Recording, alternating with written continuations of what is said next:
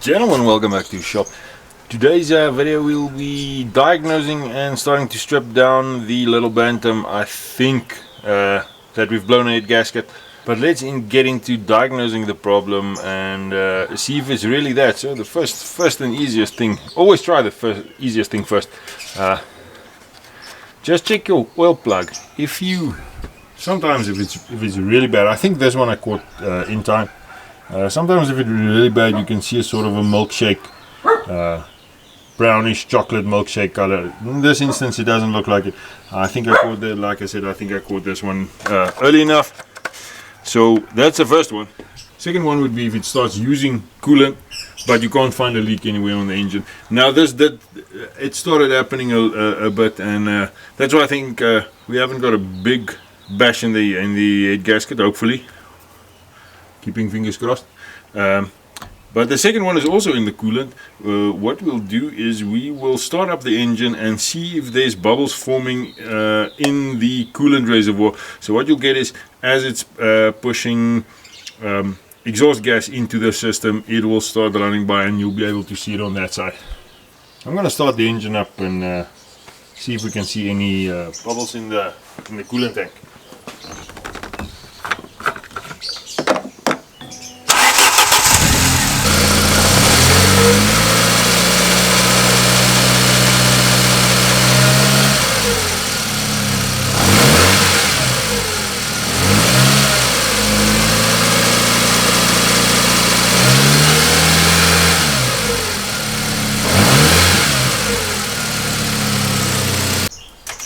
Next one would be if you take out the dipstick, and as you can see we are way above full level there, so that means we've got water in the well. So I'm feeling confident that the head gasket is blown. Not what I wanted to do. I'm not in the mood of stripping the engine, but if that is what it is, then it is what it is. First things first, let's start draining off the coolant and the oil.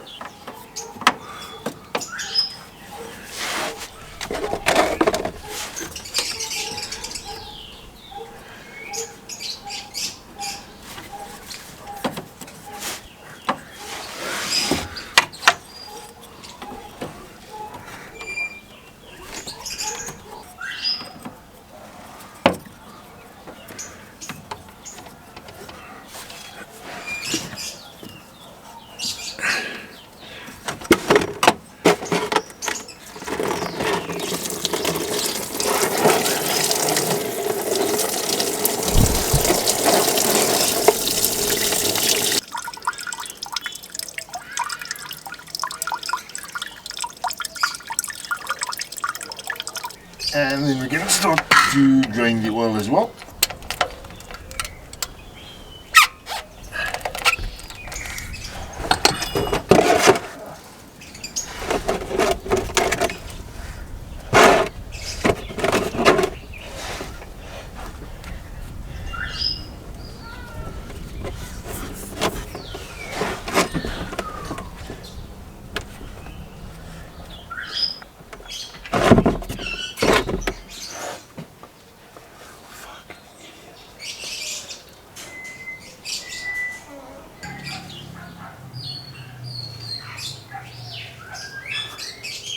Okay, next up we can disconnect the negative lead of the battery.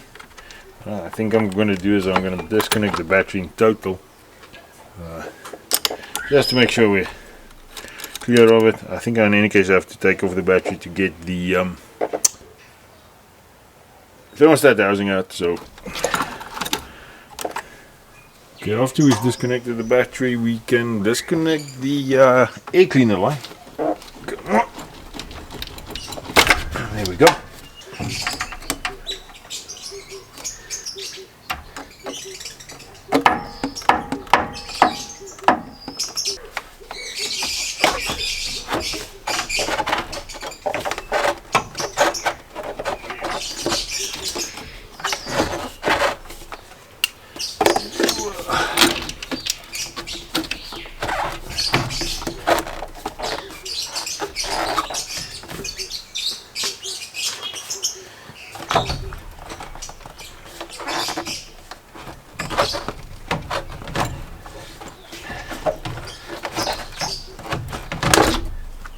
And now we can remove the fuel lines, guys. Just be careful so that you don't spill fuel all over the place.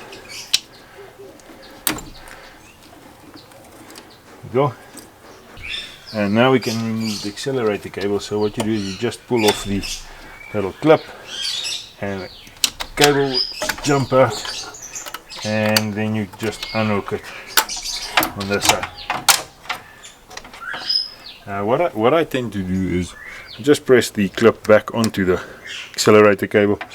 You don't have to go looking for it next time you put the whole thing back together again. Okay, so next up we can start taking the hoses off, which is the evap solenoid vacuum hose, the positive crankcase pressure, or positive crank ventilator, then the crankcase breather hole, the engine coolant temperature sensor, which is just a plug. There we go.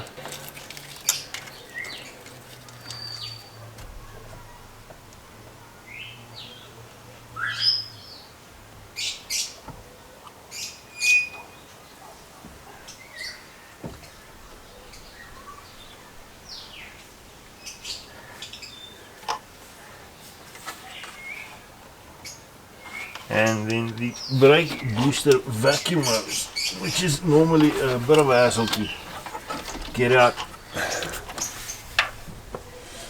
Don't know if you can see it there.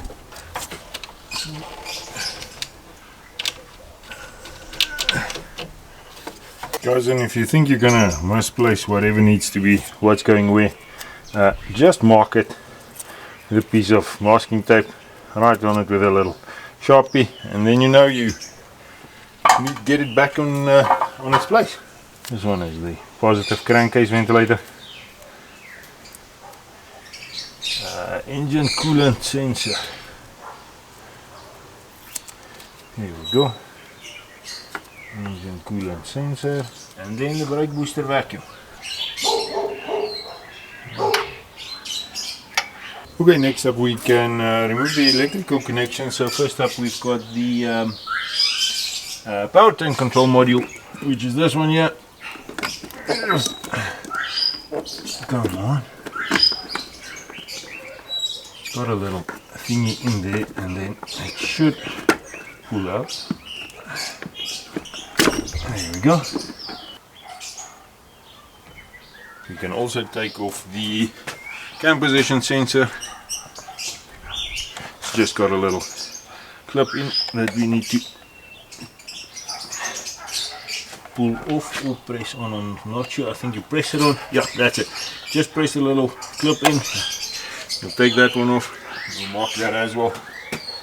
And then we can take off the ignition coil as well. There we go. I'm just going to put to that side and I'll mark it as well.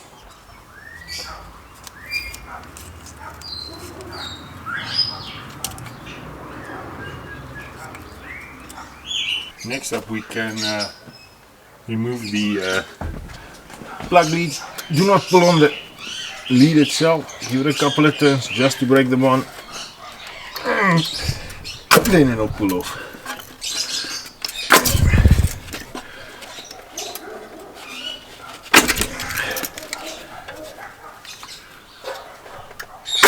And there we go. And then we can remove the spark plugs.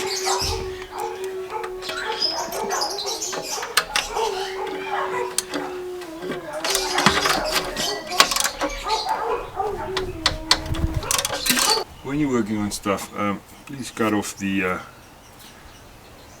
cable ties with a flush cut or something. You're just hammering the next guy in there working on this kit.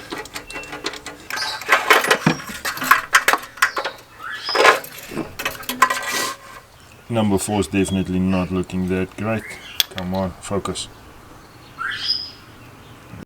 Okay, and once that's done, we can remove the thermostat housing. So it's a 8mm socket.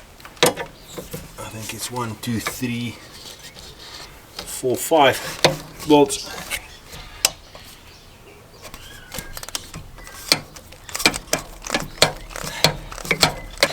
Okay, so next up we'll be removing the exhaust from the exhaust manifold. As you can see, I stripped both nuts and actually use a nut splitter to get them off. They're almost always a hassle, so work them decently, otherwise you'll be fighting it like I did and kicking and screaming and swearing.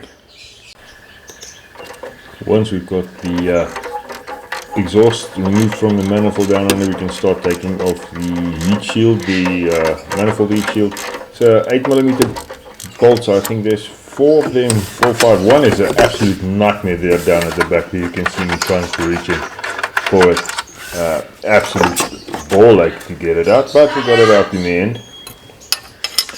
Then I sprayed some penetrating fluid on the manifold studs and just started breaking them off. You'll see me using a normal, offset ring spanner just to crack the nuts. Feel them. Quick little tip: if they do not want to go, try and tighten them about a 1/16 of a turn and start wiggling it a bit, and most of the time you get them off. Sometimes the stud comes out of the block, out of the head, and the nut stays on, which is also cool. You can at least later on strip it off or get the new studs for it. Then once everything's off, just a little softer just to get them off if I can hold on to it.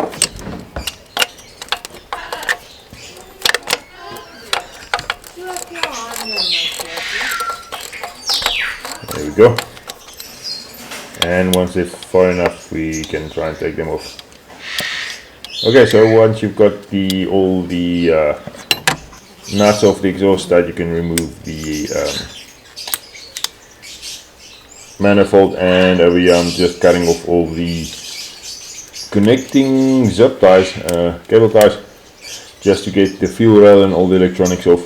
The fuel rail is actually part of the intake manifold, so that stays on. The fuel rail and the injectors, they stay on the manifold. You can take them off together, but there's some communication cables and electrical cables that need to come off separately.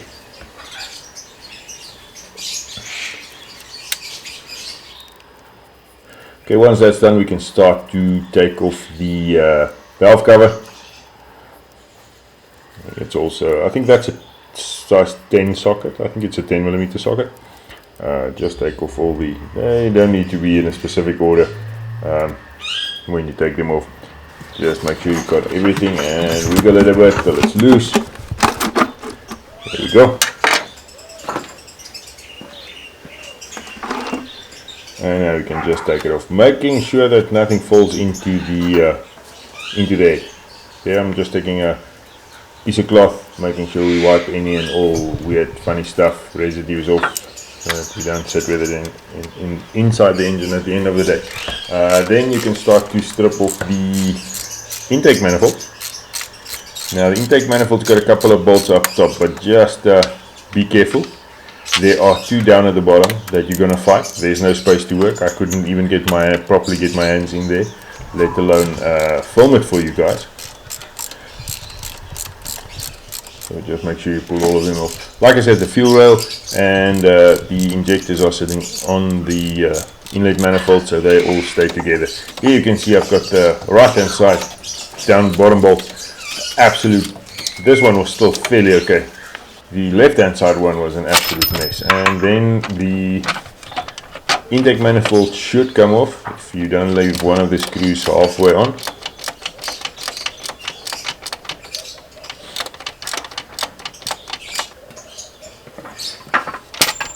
Here we go.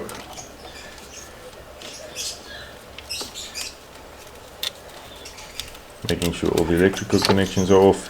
There I forgot the throttle position sensor plug on, and it went past another one of the hoses on the radiator, so I just plugged it out and fished it out. There we go. In this case the little gaskets stayed on the head side. You can just pull them off and clean them up and reuse them later on again. Okay, so now that we've got the valve cover off, we've set the engine to top dead center. You'll see that little mark in the center there, lining up with the 2 copper colored links on the cam chain, as well as the cam has got a little indicator there, which means that it's Alright, top dead center on number 1, and also you will see it's set 1 knock 4, I think it is. So the cam lobes on number 4 cylinder will show down. If you move it either way, it'll either bring up the lift up the intake valve or the outlet valve. So now we know that we top dead center. So what we'll do next is we'll strip off the little cam gear on this side. Okay, but before we can remove the cam sprocket, we need to loosen the what do you call this thing, dipstick holder thingy. It's a 10mm bolt down here at the bottom. Ow, ow, ow, ow, ow. Be careful. Don't knock your fingers on the edge studs, on the manifold studs.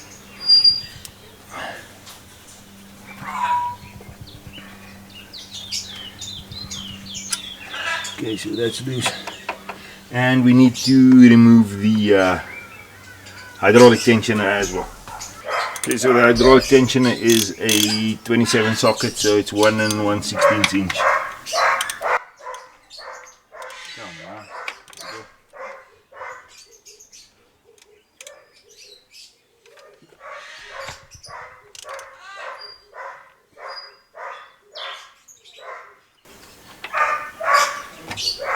Okay, so before we start lifting the head off, get yourself a piece of wire and just run it under the cam chain so that you know it doesn't fall back into the engine, which in this case wouldn't be a major problem because we're going to change the cam belt in any case, but nonetheless, just prevent it from falling in there.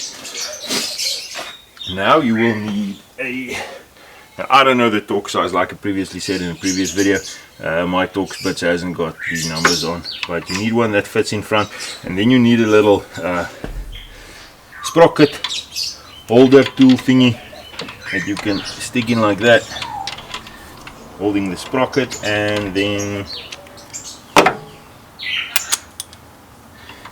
loosen the nut on the sprocket in front, making sure that you do not dent the top of the head. Right.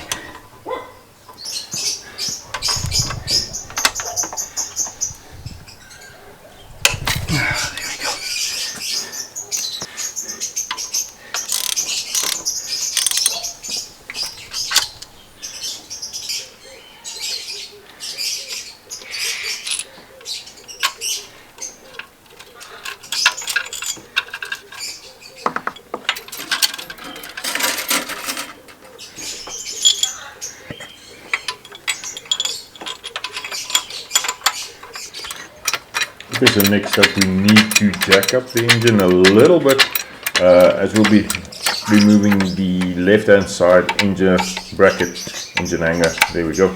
I think it's a 15 socket. Got a couple of nuts that you just take off there.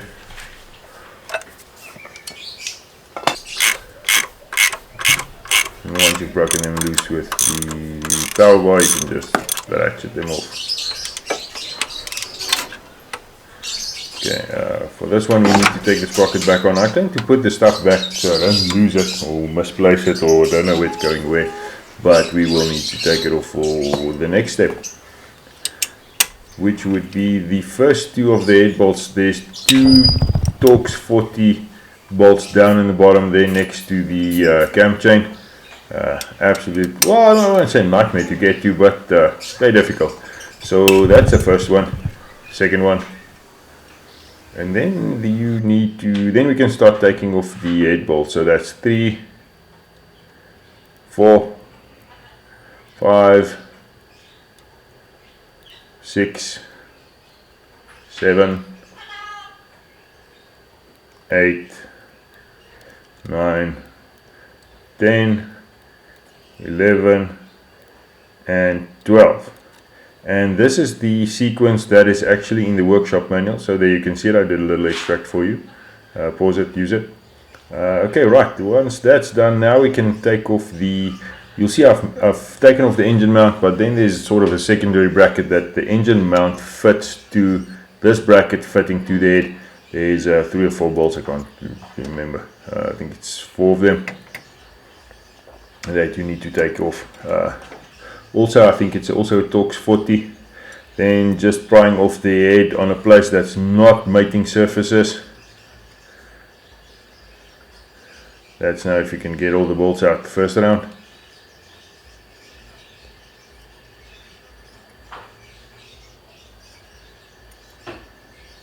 There we go. And now you should be able to just lift off the head off of the block. There we go. Looks like a little bit of a mess there. As you can see, the right hand side cylinder, number 4 cylinder, is I think that's a culprit. It's showing some weird stuff, excessive carboning, and sort of a wetness. Now I think that's due to it running cooler as we were leaking from there into the water port. Okay, this is the head. As you can see, there's that number 4. It looks like it went through there, maybe into the gasket, because on the gasket you can't really see anything. This is the head block side of the gasket, and that is the head side of the gasket. So I don't know if the water maybe went in between, although looks like there's something there. Might have went into the. This is a 2-piece split gasket. Come on. There we go. As you can see there, it's a 2-piece. Let's look inside. Let's see if we can look inside there. Can't really see anything, but who knows. But that is the outcome. So let's get this head to the machine shop and let them have it schemed and new valve stem seals seated, etc, etc. Guys, I think this is the end of the stripping video. If you made it this far, thank you very much for watching, and please rate, comment and subscribe if you haven't already done so, and look out for the second portion where we'll be fitting this back in.